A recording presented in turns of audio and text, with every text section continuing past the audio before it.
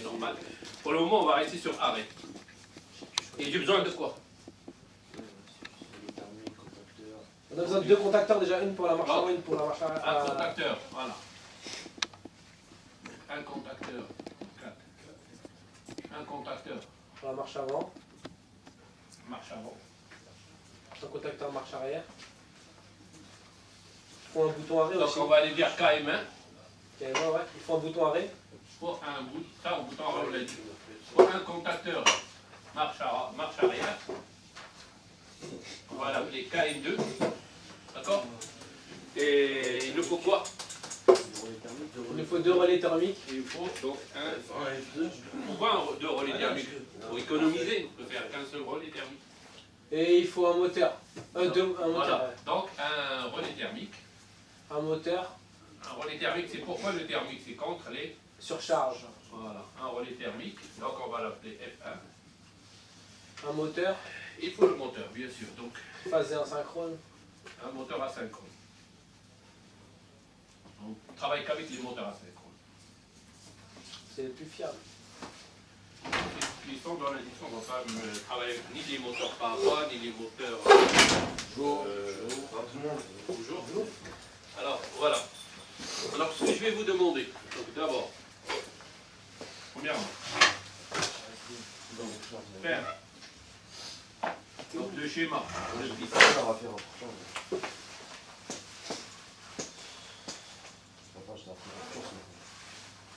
Et deuxièmement, faire le schéma de commande.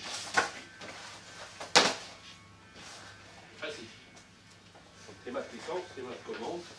Pour le moment, on n'a pas parlé des puissances donc, de ce moteur, c'est-à-dire on n'a pas donné ce moteur exactement combien il consomme. On est resté sur le général. Parce que, et qu'est-ce qui nous manque encore? Un moteur asynchrone, faire le chemin de... Qu'est-ce qu'il nous faut après? Voilà, là on a les deux un sectionneur. Hein? Un sectionneur ou un disjoncteur. Un transfo. Il faut un contacteur, il faut un sectionneur. Oui, ça, donc, 5, 6, 7. Un transformeur avec des protections en amont et en aval. Un sectionneur. Il faut un transfo pour le circuit de commande. Donc, on va dire, donc ici 6, 7 transfo. Il faut un bouton d'arrêt d'urgence. Transformateur, donc on va dire 220, 48 volts. Ah, donc on sépare la signalisation et... Et qu'est-ce qu'il nous faut d'autre? La signalisation. Relais de défaut, marche Ça, moteur. on n'a pas, c'est dans le thermique, ça. Donc on va utiliser les contacts du défaut de... Donc jusqu'à présent, qu'est-ce qu'il nous faut? Donc le transfo, il est lié. Les voyants, la signalisation. Voyons, voilà, deux voyants. Marche avant, marche arrière. Non. Oui, on peut faire aussi deux. Allez-y, deux voyants, donc marche avant. Marche avant. Marche arrière. Est-ce que vous comprenez? Voilà. Et qu'est-ce qu'il nous faut encore? Un voyant défaut. En marche, défaut. Donc un voyant de défaut.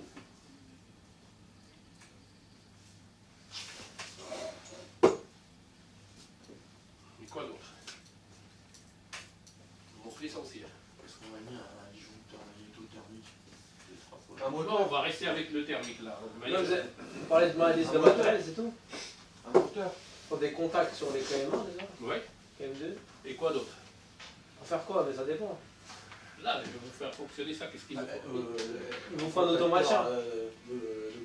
On va dire que c'est un moteur de. Allez, on va dire un moteur de 4 ampères. Allez, il consomme que 4 ampères. Il vous faut un automaticien déjà pour le bouton? Qu'est-ce qu'il me faut d'autre? Si, c'est un bouton poussoir, pas d'automaticien. Le bouton poussoir, on a parlé. Des voyants, le voyant de défaut. On a mis un sectionneur ou pas? Sectionneur, donc on a fait. Il nous faut pour le transfo, il faut le protéger, donc il faut. Donc on va dire un disjoncteur pour le transfo. En amont et en aval. On prend deux fusibles, allez, c'est mieux, c'est plus simple. C'est moins cher, il faut penser aussi économique. Donc deux fusibles. Parce qu'un disjoncteur, ça coûte plus cher que des fusibles. Fusibles, c'est facile. Donc, deux fusibles pour de protection.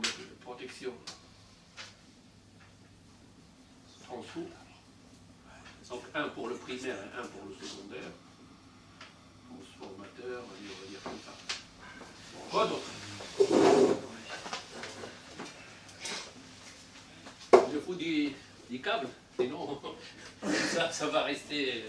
Le moteur il ne peut pas tourner s'il n'y a pas de fil. Ouais. Il faut de la ficelle. Il faut du 2,5 et du 1,5. Bon, pour 4 ampères, on va prendre du 2,5, c'est bon. Donc il faut du fil. Donc du 2,5 pour la puissance, on va dire. Et pour la commande, on va prendre du 1,5, allez. Est-ce que c'est du souple ou est-ce que c'est du rigide? C'est du souple. Ah, Rigide, c'est pour le tertiaire. Parce que le rigide, c'est pour bâtiment. Donc, Ouais, bâtiment, ouais. Souple. et il faut donc, on va prendre du noir et du rouge. Non, du bleu, on va prendre du bleu et du rouge. Bleu pour le neutre, rouge pour la phase. Et pour la commande, on va prendre du bleu et du noir. En général, on ne prend pas du blanc et du rouge pour la commande et du noir pour la puissance. Il faut changer, c'est-à-dire que là j'ai pris du rouge, ici j'ai pris du noir. Bon, comme ça on différencie les. Vous pouvez prendre du blanc si vous voulez. L'essentiel c'est que c'est pas une norme. On ne vous impose pas à faire avec du blanc, c'est pas un ordre, mais pour simplifier, comme ça on sait que ça c'est faire. Si quand même on impose certaines couleurs, monsieur, quand même. Le neutre, on sait que c'est bleu. Le nôtre, il est là. Il est là. Ah bah, mais quand il sort du transfo, La phase, je l'ai pris en rouge. quand il sort du transfo, c'est plus du neutre, c'est du 0, il nous a dit le prof. Quand il sort du transfo, Ça vient du 0,24, je sais pas quoi. Là. parce que ça dépend, ça dépend quel transfo. Là, on va parler des classes de transfo. Vous avez la classe 2, classe d'isolation. Quand vous êtes dans une station de service, vous voulez vous raser, vous prenez ce rasoir, donc c'est du 220, mais il y a une double isolation, la terre du primaire, c'est-à-dire on passe par un circuit, un transfo, on l'a expliqué, vous avez ça, vous avez ça. Classe 2, en général, vous avez la marque, comme ça, le symbole. En général, tout ce qui est sèche-serviette dans la salle de bain, c'est ça. C'est-à-dire la double isolation, surtout, il ne faut pas relier la masse de ça à la masse de ça.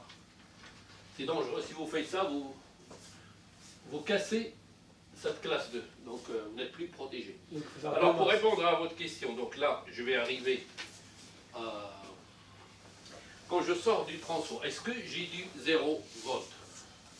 0 volt, est-ce que le neutre, c'est 0 volt? Est-ce que Ouais. la terre, c'est 0 volt? Non. Non, la Terre n'a pas de. C'est infini. Moi, je ne suis pas d'accord pour 0 volt. Pourquoi? Parce que sur mon courant alternatif, moi j'ai choisi l'alternatif, et on sait très bien que l'alternatif, c'est du comme ça. Donc 0, c'est là. Et ça, c'est plus 220, moins plus 48, moins 48.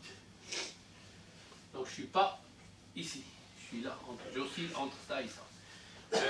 Pour voir si c'est vraiment du 0, alors il faudrait prendre, on fera peut-être des mesures, il faudrait prendre ce neutre et le mesurer donc avec la Terre par exemple. Si c'est 0, si vous voyez qu'il y a quelque chose, il y a quelque chose, mais bon. Alors, en général, on dit toujours une différence de potentiel, ça veut dire qu'il faut qu'il y ait deux fils. C'est vrai que la phase, si vous la touchez avec la Terre, donc il y a ce qu'on appelle la Terre, c'est 0. La Terre, c'est 0 volt. Ouais. Et là, je fais donc un cours, il y a une différence de potentiel. Mais un fil tout seul, ça dépend. Mais moi, je vais dire, on répondra à cette question quand on sera donc sur les platines. Pour le moment, on va rester... Parce que, pourquoi vous me posez cette question? Ça veut dire, vous voulez me dire, est-ce que j'ai le droit de toucher ce fil sans m'électrocuter? Ou est-ce que je vais m'électrocuter si je touche ce fil? Un neutre n'est jamais un neutre. Parce que sur les triphasés, si vous voulez, vous avez la phase 1, L1, L2, L3. C'est-à-dire j'ai L1 plus L2 plus L3 égale IN, égale le courant du neutre. Et s'il y a un décalage de ces deux phases, alors touchez ce fil.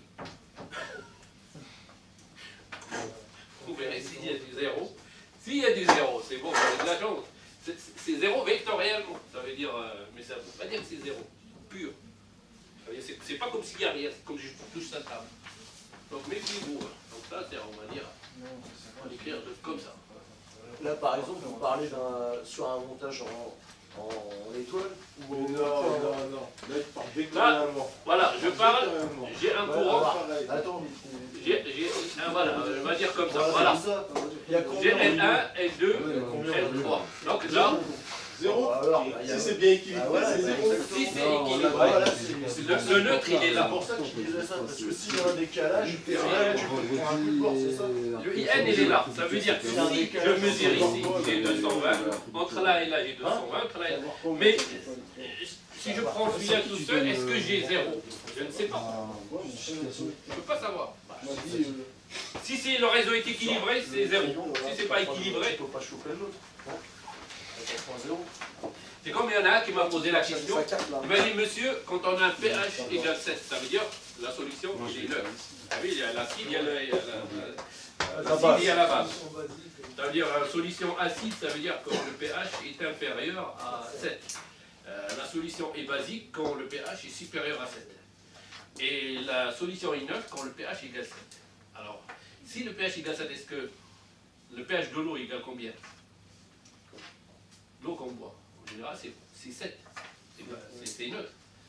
Ça ne veut pas dire qu'une solution dont le pH égale 7, qu'on a le droit de la boire. C'est pas de l'eau. Donc ici, pareil. IN, 0, mais ça ne veut pas dire qu'il n'y a pas de courant. Et puis où?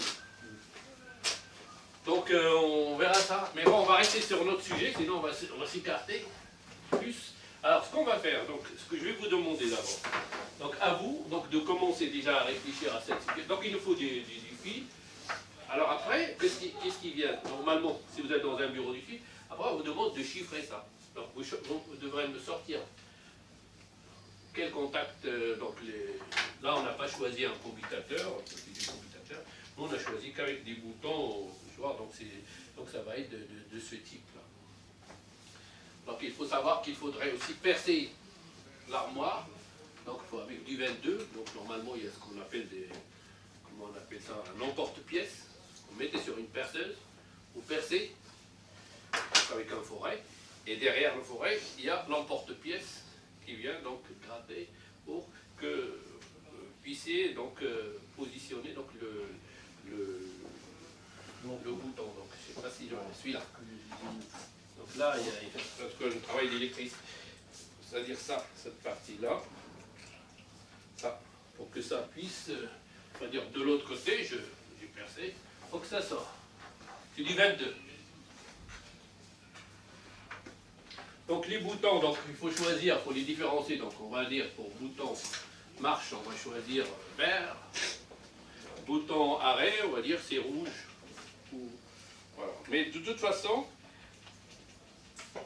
donc marche, bon, ici j'ai un bouton marche qui est vert. Donc rouge, arrêt c'est rouge. Normalement ça c'est voilà, on a un exemple. D'accord. Donc c'est pour répondre à votre question de tout à l'heure. Voilà. Donc là c'est vert. Alors on va faire ça. Je vais passer dans chaque table voir comment vous faites le schéma. Et l'après-midi, il faudrait qu'on le calme. Donc c'est à vous.